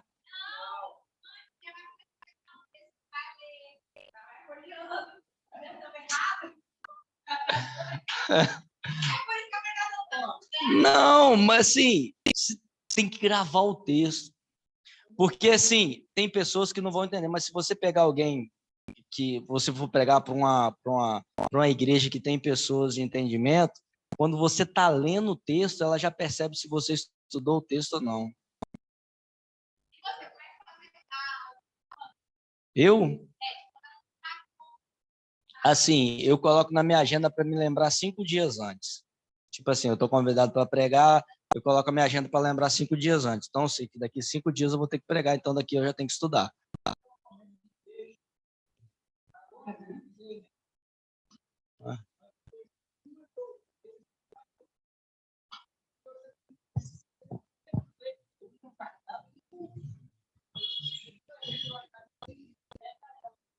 Ó, eu descobri um negócio. Ó, isso aqui eu não gosto de falar, não. Vamos lá. É por isso que a condução, ele está falando a verdade, é a condução do culto, entendeu? Se uma das mensagens dele para de acordo com o culto, você vai ficar, Deus colocar no coração dele. Vamos lá. Coisa simples, tá? Ó, o que eu uso, ó. Ó, eu venho aqui, ó. Ó, olha o que eu faço, ó. Aqui, ó. Você faz o quê? É? Ó. Você mandar pra mim? Obrigado. Nossa, faz slide? Aí fica, eu faço slide. Você pega o slide? Faço slide. Porque o que acontece? O slide, eu tenho que entender o tópico. Então, ou seja, eu tenho que ler o texto. Aí, ó. Enquanto isso, eu vou adiantando aqui. Estamos olhando enquanto eu vou adiantando. Essa aula de pregação fica para outro dia. Então, aí, pode possuir animais. Os demônios não atacam de fora para dentro. Os demônios nos atacam de fora para dentro. Os demônios também atacam de dentro para fora. Então, há essa vertente. Eles podem entrar na gente para atacar de dentro para fora e também pode atacar de fora para dentro. Os espíritos enganadores, que está lá em 1 Timóteo 4,12, são espíritos que espalham falsa doutrina e dominam a vida dos falsos mestres. Então, esses espíritos enganadores é aqueles que estão inseridos dentro da igreja para pregar um evangelho que não existe, um evangelho que não tem. Como os demônios atuam na vida das pessoas, né? Os demônios trabalham contra o homem quando encontram brechas, né? Essas brechas, essas ocasiões para atuações. Dar lugar ou dar ocasião ao diabo é o mesmo que dar brecha. O mais interessante é que o próprio texto bíblico encarrega-se de fornecer uma lista de coisas que pode fazer ocasiões dos demônios. Retorna às velhas práticas, né? Que é aquilo que a pessoa que está na igreja, ele sai e volta às velhas práticas. Palavras torpes ou, como melhor conhecemos, palavrões ou xingamentos. Pessoas estão dentro de Cristo, mas ainda continuam xingando, continuam falando coisas que não glorificam o Senhor. Pessoas amarguradas, um espírito amargurado pode produzir profunda tristeza. Então, ou seja, a pessoa está dentro da casa de Deus, mas está triste. Está trabalhando na obra de Deus, mas está triste, né? Então, ou seja, nós temos esses espíritos também que trabalham nessa situação. Muito, pessoas que estão na obra de Deus continuam tristes. Aí, ou seja, qualquer coisinha é motivo para ela, para deixá-la triste, entendeu? Isso. Ira, cólera, gritaria, ou seja, esses espíritos que trabalham nessas pessoas que iram muito fácil, crente que fica nervoso muito fácil, isso acontece muito. Maridos que são nervosos, entendeu? É muito interessante a palestra que eu dei ali, né? Que eu comecei falando sobre eu peguei a submissão. Submissão sem constrangimento. Comecei pegando a submissão feminina, tal, e os homens tudo. Falei, beleza, agora nós vamos pegar aqui agora. A responsabilidade do homem no lar. Aí depois o rapaz falou, pô, pensei que você ia ficar só na submissão feminina e tal. Falei, não pode, tem que pegar para os dois lados, porque o homem falha, assim como a mulher também falha, o homem é muito mais falha ainda, né? Mulher tem um HDMI que nenhum computador na Terra tem. Eu já falo isso e eu assino embaixo. Porque a mulher tem a capacidade de guardar coisas que tem 35 anos que aconteceu lá atrás, ela tem a capacidade de guardar naquilo ali. Aí o homem burro lembra ainda, faz questão de lembrar, todo dia lembra, aí todo dia joga na cara. Então, assim, o HDMI da mulher é muito grande. Bolado.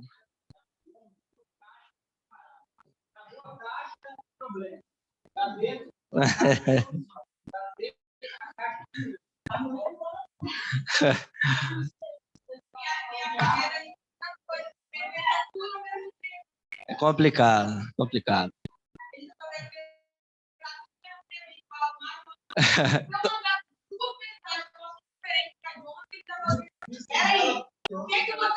Ué. Sim.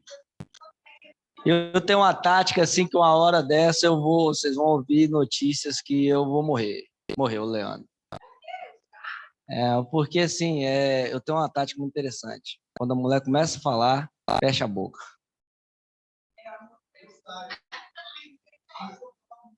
Aí você quer pior ainda, você coloca o chinelinho, coloca lá e... Sem ouvir, porque se ela ouvir, ela vai dizer assim, você tá indo aonde? Eu não terminei de falar ainda. Ou você não me dá ouvido, tá vendo? Você não me dá ouvido, tal, você não me dá ouvido. Entendeu?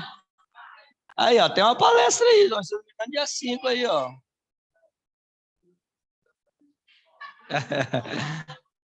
Blasfêmia, malícia, também através da mente, aquilo que a gente viu lá, o diabo, os espíritos imundos trabalham na nossa mente, através de ações pecadoras, né, pensamentos pecaminosos.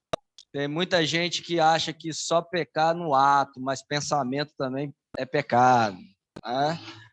Através do desejo, isso aqui é onde o diabo mais trabalha na vida do ser humano, desejos, né?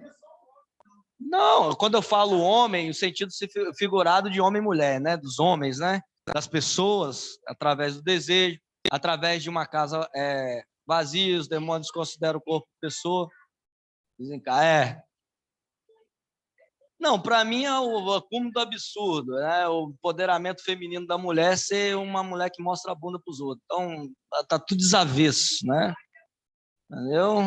Então, assim, Possessão demoníaca. Possessão demoníaca é uma condição na qual os demônios habitam no corpo, entram no corpo, trabalham dentro do corpo. É aquela questão quando você vê um demoniado dentro da igreja. Possessão pode acontecer por vontade própria. Uma pessoa pode desejar ser tomada pelos poderes do Espírito. Nós temos isso, pessoas que vão lá e querem ser dominados pelo Chucaveira, Tranca-Rua, Zé Pilintra e assim sucessivamente. Sim, sim. Então, ataques de raiva ou convulsões são uma característica muito, pessoas que vomitam, né? Pessoas que estão demoniadas, você ora por ela, daqui a pouco ela vomita, ela tem raiva, né? Quer te pegar, tal. E amarra aí, tal, pá. Amarra aí. Tem uma igreja aí que gosta de entrevistar demônio. O que você vai fazer? Eu vou te matar. Então, resistência a coisas espirituais, né? Tem uma resistência. Mudança na personalidade da voz, né? Que é o Tranca-Rua. Tem essas questões. Mas dá medo, tá? Entendeu? Vou te pegar.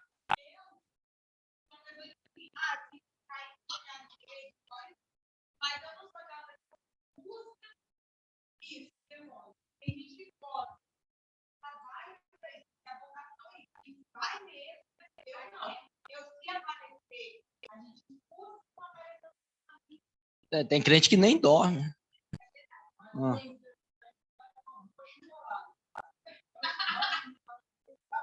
Rapaz, eu gosto muito de um pastor chamado Neil Barreto. Diz ele que na igreja dele manifestou um demônio. Veio de todo mundo, o demônio se manifestou. Aí diz ele que falou assim para os obreiros: pega ele e leva para o meu gabinete lá agora. Eu tô indo lá. Quando ele chegou no gabinete, cara normal. Aí ele virou assim: se aparecer aqui, não vai não. Ou seja, no meio de todo mundo se manifestou. Mas quando foi lá no gabinete sozinho com ele, ficou normal. Entende? É isso que ele quis falar. Ele fala isso, eu pouco de rir.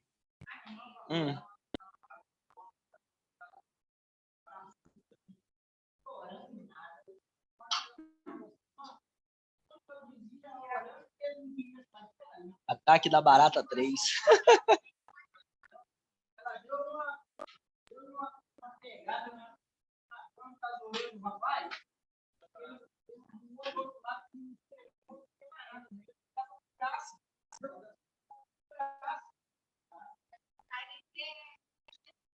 Sim.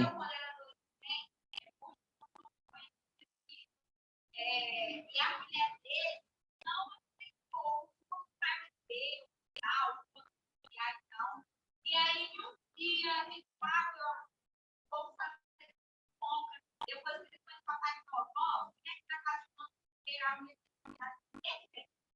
a gente está orando, não quer sair. E aí, chegando lá, era legião, saía, quando levantava, a coisa da mulher, firme. Conseguia falar, aí o pessoal me entrevistando lá, falar. Aí, quando saía, a voz ia. E ela chorava, sem saber. E voltava, mas também. Sim, isso acontece muito. Doida. Muda. A pessoa fica mais forte, é difícil segurar. Então, ou seja, resistências espirituais, mudança de personalidade da voz, automutilação e autoflagelação. A gente teve um caso lá na nossa igreja de uma pessoa que se cortava, queria se matar. Aí a mãe fez uma filmagem da menina na casa dela, ela mudando, se cortando, falando, ó, eu vou tirar minha vida. Não aprendeu, não. Teve que ir lá. Teve que ir lá para os exorcistas, pentecostais.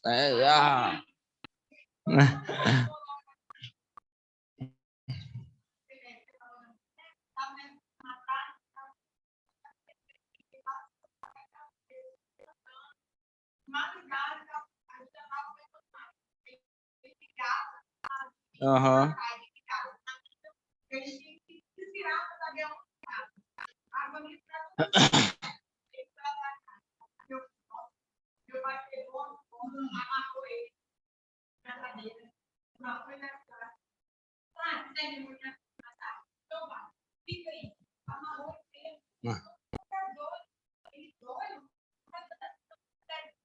Ah.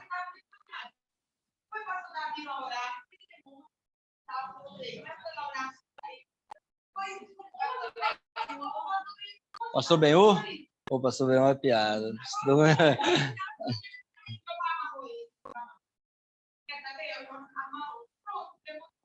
Pastor Benhur mora lá perto de casa, ó. Pastor Benhur.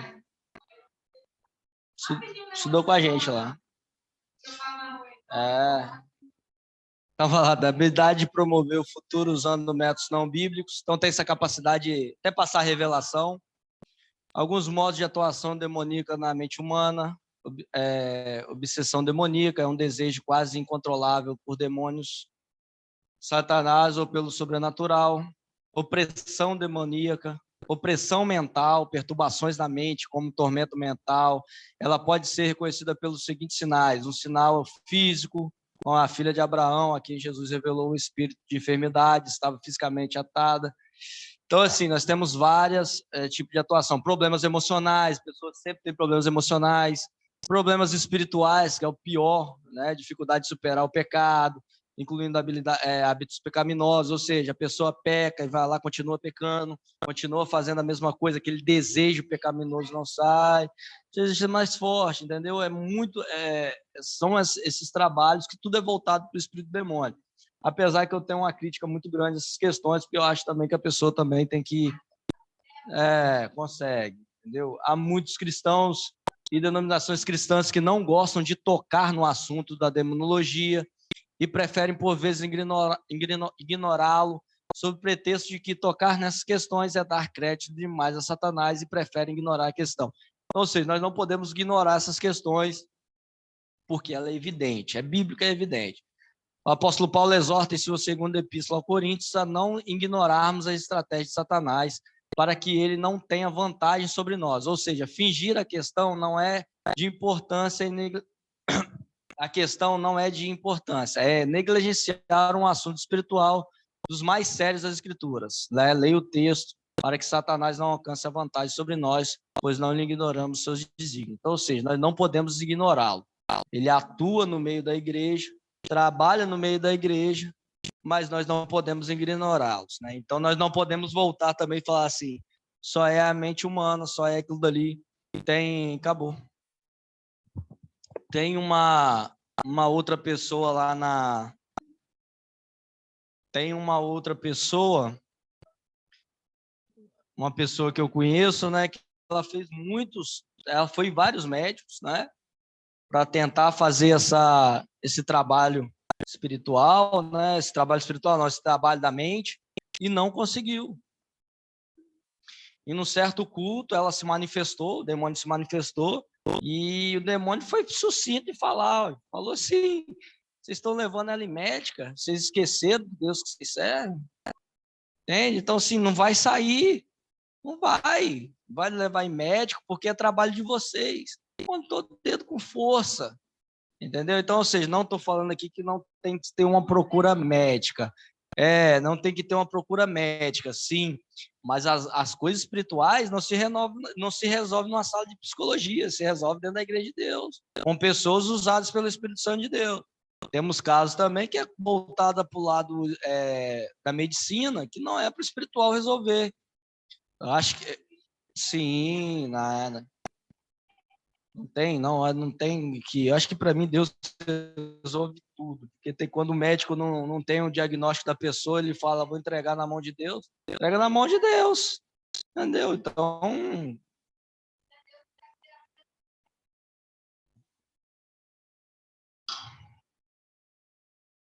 E terapia é bom.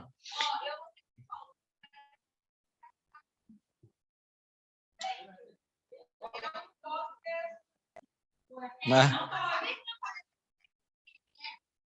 Não. Pode não. A família. É porque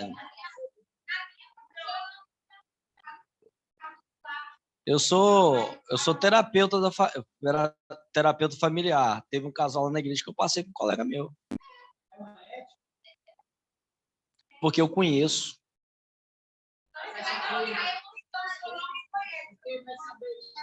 Entendeu? Sim, nacionalista. Só que acontece, dentro da igreja, tipo, eu conheço, tem intimidade com o pastor Davi. Tem uma intimidade com o pastor Davi. Então, assim, o pastor Davi pode chegar para mim e falar assim, Leandro, eu preciso ter uma autoterapia, eu não vou atender. Agora, os demais da igreja eu atendo, porque eu não tenho, infelizmente a gente não tem totalmente intimidade com todo mundo da igreja, não tem. Sim.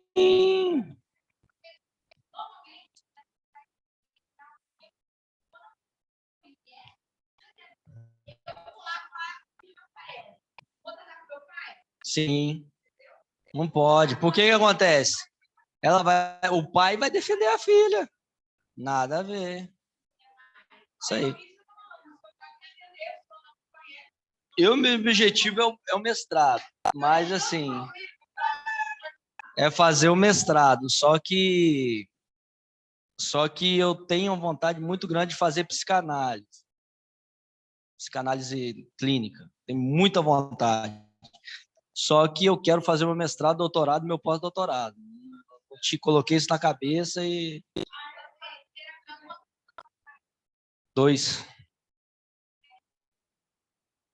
É pós-graduação, né?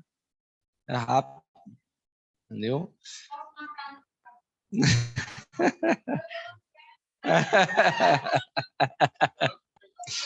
Não.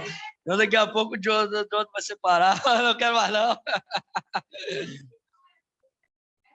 Assim, primeira coisa que nós temos que entender é que casamento é problema. Assim, não estou falando problema no sentido ruim, mas é para você ter em mente que sempre vai surgir problemas. Só que a nossa questão é o seguinte, é como nós vamos resolver esse tipo de problema. Entende? Então, ou seja, a melhor forma é o diálogo. Quando o diálogo não entende, não chega num consenso, nós temos que trazer mecanismos. Então, se o casal não tem esse tipo de diálogo, isso a gente tem que fazer sempre, logo, a gente reconhece logo quando antes de casar, como que é esse tipo de diálogo, como a gente se conversa, como a gente se trata, vai ser aquilo que vai ser seu casamento. Então, assim, Cláudio Duarte faz uma coisa muito interessante, que é o seguinte, observe como ele trata a mãe dele. Porque se ele trata a mãe dele ruim, como que ele não vai te tratar que você nem é nada dele, por enquanto, entendeu? Então, assim, é esse é esse convívio, entendeu? Porque é o seguinte, porque é mil maravilhas, né? Sim, nós estamos aqui com o rapaz aqui, quantos anos de casado você tem? 40 anos. Ou seja, nós aqui, se nós formos ver, eu não tenho 40 anos de idade. Então, ou seja, sim. Hoje, assim, hoje a mulher tá exigente demais. Entende?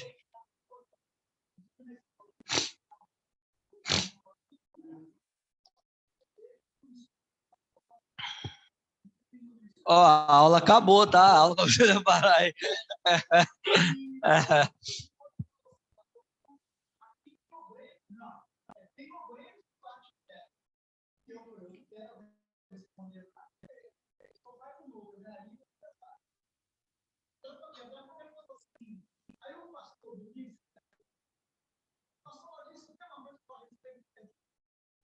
Ó, vamos sentar aqui. Terapia, eu não vou fazer terapia agora.